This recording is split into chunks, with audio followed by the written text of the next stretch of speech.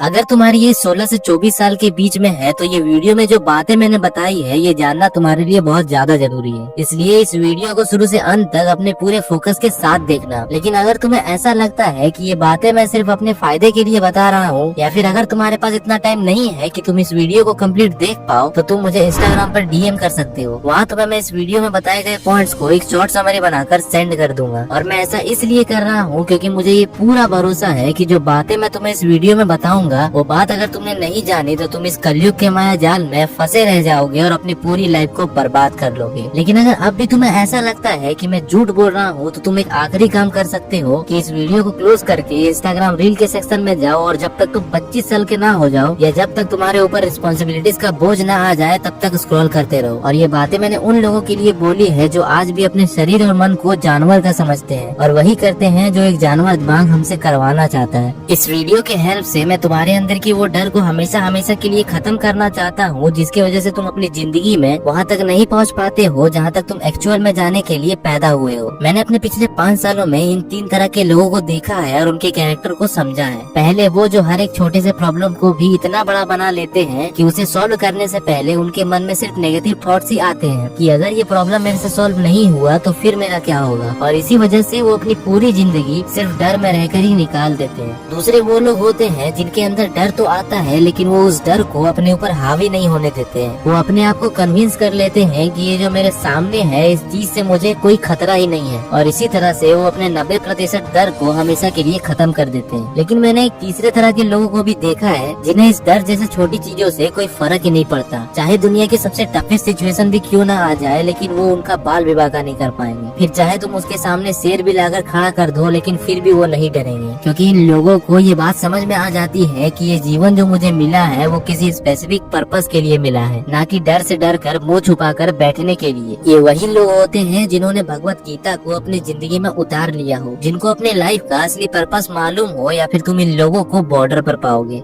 मुझे एक इंसिडेंट याद है जब मैंने वीडियोस बनाना स्टार्ट करा था। उस समय में जो भी मुझे ये करते हुए देखते थे वो हमेशा मुझ पर हंसने लगते थे और इसी वजह से मैं उस काम को नहीं कर पाता था। पर फिर मैंने ये नोटिस किया कि ये जो डर मेरे अंदर आ रहा है ये कहीं और से नहीं बल्कि मेरे शरीर से और मेरे दिमाग से ही आ रहा है। और जैसे मैंने अपने पिछले वीडियोस में भी बताया है कि हमारे शरीर को सिर्फ कुछ ही चीजों की जरूरत होती है हमें जिंदा रखने के लिए, जैसे खाना, सोना और भोगना। और इसी वजह से जब वो हमें कोई ऐसे सिचुएशन में पाता है जहाँ उसे खतरा महसूस होता है तो उसे डर लगने लगता है और इसीलिए वो हमें उस काम को करने से रोकने लगता है। तो अब हमें ये तो समझ में आ गया है कि हमारे अंदर ये डर कहीं और से नहीं बल्कि हमारे शरीर से और हमारे मन से ही आता है। तो अब बढ़ते हैं इसके सॉल्यूशन की तरफ। पॉइंट नंबर 2, देखो, जब भी हम अपने आप को किसी ऐसे सिचुएशन में पाते हैं जहाँ हमें डर लगने लगता है तो उस समय हमारा मन हमें 2 रास्ते देता है, फाइट और फ्लाइट। मतलब या तो इस सिचुएशन से लड़ लो या फिर इस सिचुएशन से भाग लो। अब क्योंकि ये डर हमारे शरीर से ही आ रहा है तो हमारा शरीर हमें दूसरे ऑप्शन को चूज करने के लिए मजबूर करने लगता है और फिर हम उस सिचुएशन से लड़ने की जगह उस सिचुएशन से भागने लगते हैं, क्योंकि हमारे शरीर को ऐसा लगता है कि अगर मैं इस डर से फाइट करूंगा तो मुझे नुकसान हो सकता है। और कहीं न कहीं हमारे सोसाइटी ने भी हमें यही बता कर रखा है कि जब भी तुम कोई रिस्की सिचुएशन में हो तो तुम्हें वो रिस्क नहीं लेना चाहिए, तुम्हें सेफ पाथ पर ही चलना चाहिए। अब क्योंकि हमारा शरीर अपने आप को बचाना चाहता है और हमारे सोसाइटी के कहने पर हमारे दिमाग में ये बात और भी ज्यादा पक्की हो जाती है कि जब भी मैं कोई रिस्की सिचुएशन में या कोई ऐसे सिचुएशन में रहूं तो मुझे उस सिचुएशन से निकल लेना चाहिए। लेकिन अब हम ऐसा बिल्कुल भी नहीं करेंगे, क्योंकि अब हमें जब भी डर लगेगा तो अगले 5 मिनट के लिए हम अपनी दोनों आंखें बंद करेंगे और अपने ही अंदर ये देखेंगे कि ये डर मुझे जो लग रहा है ये आखिर आ कहां से रहा है, और अगर मैंने इस डर से लड़कर इसको हरा दिया तो मैं अपनी जर्नी में बहुत आगे निकल जाऊंगा या नहीं। पर जैसा कि मैंने तुम्हें बताया है कि इस काम को करना इतना आसान नहीं, तुम्हें इस शक्ति को अपने अंदर लाने के लिए अपने धर्म के अकॉर्डिंग एक धार्मिक बुक पढ़नी होगी। और मेरा फेवरेट तो भगवत गीता है, क्योंकि इस किताब में श्री कृष्ण ने अर्जुन को ऐसे चीजें समझाई है जो धरती पे हर एक इंसान को जानना चाहिए। और वही बातें कहीं न कहीं दूसरे धर्म के धार्मिक किताबों में भी लिखी गई है। मेरा सीधा सीधा कहने का मतलब ये है कि आज के जनरेशन में अगर तुम्हें वो ऊर्जा महसूस करनी है जिस ऊर्जा के कारण भगत सिंह ने तुम्हारी उम्र में फांसी को चूमकर गले लगा लिया था, जिस ऊर्जा के कारण छत्रपति संभाजी महाराज ने शेर के मुंह फाड़ के उसके दांत गिन लिए थे, और जिस ऊर्जा के कारण अर्जुन ने श्री कृष्ण के साथ मिलकर महाभारत को जीत लिया था,